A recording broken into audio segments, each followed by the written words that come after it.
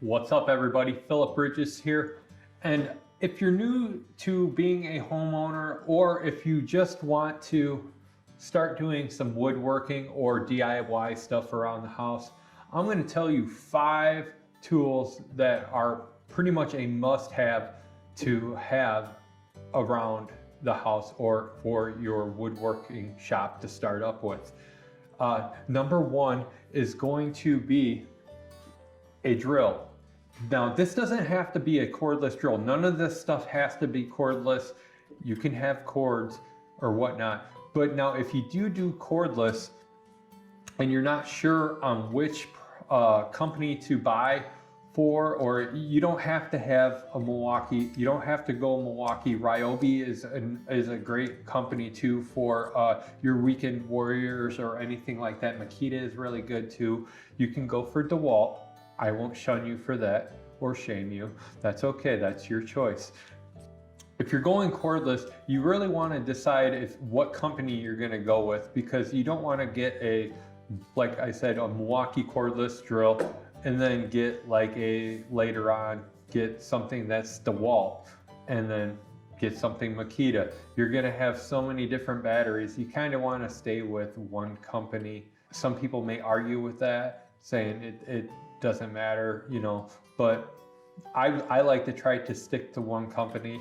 I do have a few Makita stuff too, but all in all, try to stick to one company or start off with one company, because the reason is you're going to have the interchangeable batteries, so you can go swap batteries out from one tool to the next tool and so forth, and it's going to save on your workload. You're not going to always run to the garage and or to the house and get another battery because your Milwaukee died and all your other tools are Makita, and you got to run back and get the Milwaukee battery in the house. So that's one of the main things to have. So you want to have the same tool lineup so you can interchange batteries and swap them out. Now, for the next one that you really want to have besides a cordless drill is you want to have some sort of a portable saw, like a circular saw, anything like that, because you're going to be cutting wood, and this is going to be portable, and it's going to be really nice to cut. You can do deep cuts. You can do up to about 2-inch cuts on this, and this is one of the main saws to have. If you're starting a wood shop, you want to have some sort of a circular saw. If you can get one with a laser, that's awesome. I like having ones with lasers on it, but it's a laser. If you can't get one with it, it's not that big of a deal.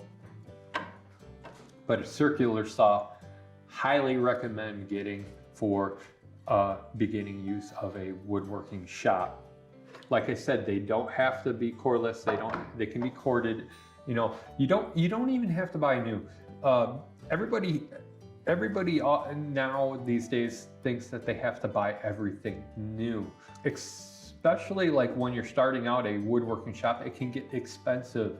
So hand-me-downs are greatly appreciated, and I started out with hand-me-downs too. I still have my first I still have my first corded skill saw, and I still use it. It's great. It's heavy, but it's a really nice skill saw. Yeah, when you're starting out a woodworking shop, you don't have to buy everything new, everything top notch. I know everybody wants that right off the bat, but you got to build up to it, else you're just going to put yourself in a hole really quick. So now, one of the next things to have, you definitely want to have a sander. I would go for, instead of like a belt sander or a palm sander, I would go for an orbital sander. You can do either one, depends on what your workflow is and what you're mainly going to do. This orbital sander is nice because it's a variable speed, and it's really good for doing long projects. So you want to have an orbital sander. Get an orbital sander. My second choice would probably be either a belt sander or a palm. Probably a belt sander. like I said, depending on what projects you're gonna do, I think I would probably get a belt sander before a palm sander, but definitely want to get the orbital sander first because you're definitely going to use that a lot more. I have, for the next one, it's kind of a tie. So now with multi-use saws out, I don't use my jigsaw as much anymore. So you can get a jigsaw or get one of these multi-tools. These things are awesome.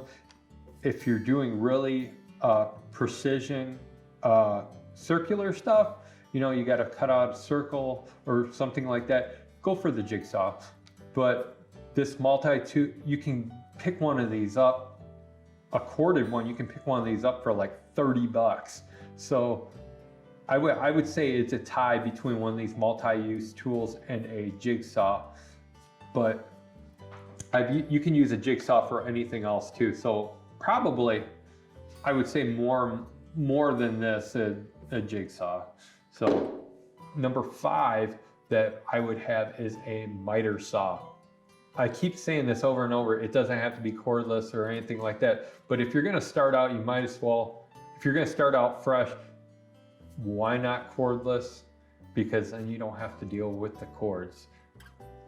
But like I'm saying, you know, don't put yourself in the hole. If someone says, hey, I got a corded miter box saw, I will give you compound miter box saw, I will give you very cheaply, take it and run with it until you build up your tools.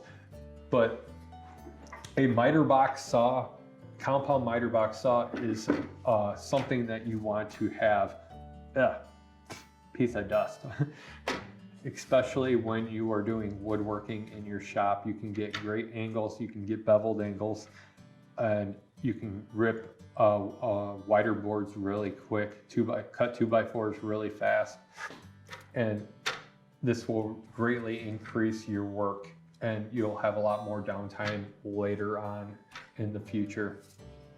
But those are pretty much the 5 woodworking tools I would start out with, that I personally would start out with, and I did start out with. Now, I got 2 honorable mentions that I would probably get to, and some people could easily flip these out. Now, I would go for maybe a table saw, if you could do that. If you're, you know, because you don't really need the table saw. If you have the circular saw, you can rip plywood down and everything like that, but you're gonna get more precision with the table saw if you're gonna do a lot of cutting of plywood and everything like that. So that could easily be another tool to get. And then now the last one is a nail gun. It doesn't have to, like I said, it doesn't have to be a cordless nail gun. It can be this is the cordless Milwaukee air nail gun. Ryobi makes a nice one too for beginners. But you know, a cordless nail gun, you don't have to get a cordless one. If you do have an air compressor, by all means go for the air. They're a lot cheaper. Go for an air nail gun like that. You know, they definitely do the job, and everybody still uses them. You know, if they don't have a cordless one. So I still even use. I got a little small pin brad nail gun that I love. That I'll use an air gun. It doesn't matter. You know, it's what tools you like using, and that will help get the job done, and that you're even comfortable using too. So if you're not comfortable using a tool, and the same tool is in a corded product or a cordless product, then by all means go for that. No one, you know, that's the thing. No one's gonna, whatever you're gonna do is gonna be fine. These are my 5 tools that I highly recommend getting if you are going into woodworking or doing any DIY stuff around the house. These are a must-have. Now, these tools you can usually find in tool kits. I know Ryobi, almost everything that I pretty much said in here. Ryobi makes like a 5-kit one. I think instead of like a jigsaw, you'll get like a sawzall. And a sawzall is really nice to have too. Definitely look into the toolkits because you can save a lot of money on the toolkits because you'll get multiple batteries, multiple tools for a lot cheaper price. So if you have to buy them individually, go buy them individually, but definitely look into buying toolkits first. If you like this video, if it added any value, hit the like button, comment down below. If you have any questions, I'm Philip Bridges, and I will see you on the next one.